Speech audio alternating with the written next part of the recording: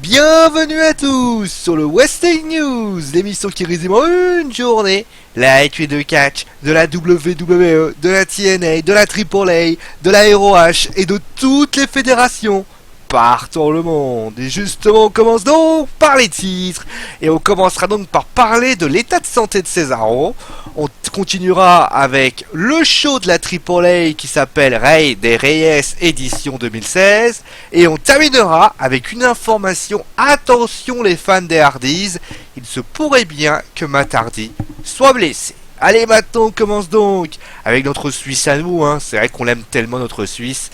Mais bien c'est Cesaro. Et on a envie de dire enfin une bonne nouvelle pour la WWE. On avait parlé de Luke Harper la semaine dernière. On avait enfin Rollins, Wyatt, Neville. Il y avait tellement de blessés qu'on se disait qu'ils pourraient limite créer une équipe type avec leurs blessés. Mais on a envie de dire l'infirmerie pourrait très bien se vider. On avait parlé notamment de Seth Rollins qui était en train de s'entraîner, Nikki Bella qui pourrait bien, on va parler de ça à WrestleMania 32, arriver plus tôt que prévu. On parlera aussi de Randy Orton quelques secondes après. Mais en tout cas, la branche néerlandaise a annoncé sur son compte Twitter que le Suisse serait présent pour la tournée européenne, présent le 15 avril. Cela peut donc signifier en tout cas une présence in-ring. Maintenant, tout ceci est prendre avec des pincettes. Il faudra attendre beaucoup plus de temps pour en savoir plus. Tout comme d'ailleurs celle-ci qui affirme que Randy Orton ferait son retour dans quelques semaines après WrestleMania. C'est la radio Fox Radio qui l'annonce.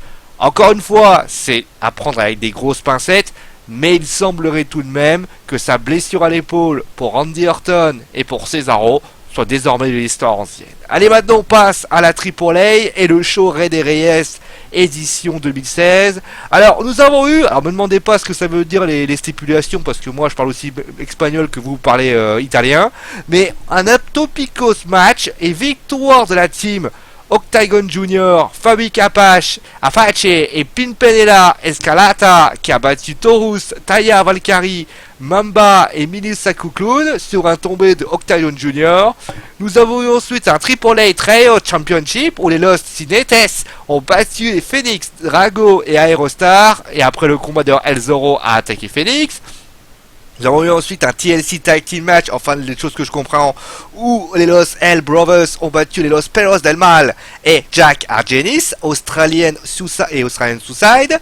A noter que Argenis a remplacé Jack Evans pour des raisons inconnues. Et on termine avec la finale de la Rey of Reyes et victoire des Pentagon Junior face à Parka et Villano 4.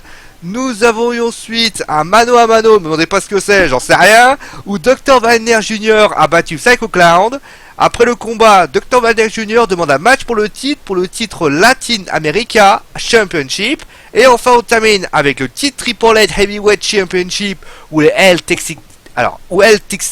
Texano, c'est dur à dire, a battu El Messias et est devenu donc le tout nouveau champion de la AAA, après d'ailleurs le départ d'Alberto Del Rio qui avait rendu le titre vacant, et ça a conclu donc le show. Bon, après vous êtes-vous bien marré sur mon accent espagnol, on va passer maintenant à Matt Hardy, Matt Hardy qui vous savez qui est plus le champion de la TNA, c'est Drew Galloway, mais cela pourrait quand même faire frémir plutôt beaucoup de fans, parce qu'on se dirait qu'il était blessé. En effet, les frères Hardys s'affrontaient dans un High Quit match, dans des enregistrements d'Impact Wrestling, et Jeff a décidé de porter une Swanton Bomb à plus de 3 mètres de haut, alors que son frère, Matt, se trouvait sur une table inconscient. Et après ce choc, Matt a été emmené directement sur une civière et porté une luminaire. Pour l'instant, on ne sait pas si c'est un work ou si c'est une véritable blessure, mais souvenons-nous quand même de Jeff qui avait réalisé un peu le même coup sauf qu'il n'y avait pas de table. C'était Randy Orton qui était la victime et les deux étaient revenus la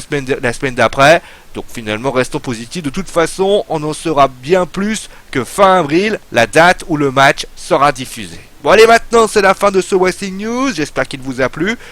Alors demain, on parlera encore une fois On fera vraiment un point complet, enfin on fera encore toutes les news, informations de WrestleMania 32. Encore une fois, ça sera lundi. Et d'ailleurs, on démarrera vraiment la semaine WrestleMania, puisque je vous rappelle que le dimanche, ça sera WrestleMania. On va axer tous les Wrestling News dessus, toutes les informations pouvant nous offrir quelques matchs, on fera dessus sur ça. On parlera également des lutteurs qui pourraient venir. Tout ceci sera donné. À noter d'ailleurs que vendredi, il y aura un vrai rappel de cartes, parce que enfin samedi plutôt, il y aura un vrai rappel de cartes, parce que je vous rappelle que SmackDown est particulier à chaque fois, mais il faut savoir une chose très importante, c'est que il y aura le Wrestling Show qui sera présent également, vous pourrez donner vos pronostics, ça sera le week-end prochain, on n'a pas encore fixé la date, ce sera vendredi, samedi ou dimanche. En tout cas, j'espère que tout le ceci vous plaira, on essaiera de faire un grand moment, une grande fête de WrestleMania pour vous faire plaisir. Sur ce, moi, prenez soin de vous, amusez-vous bien, bon Pâques à tous, et ciao tout le monde!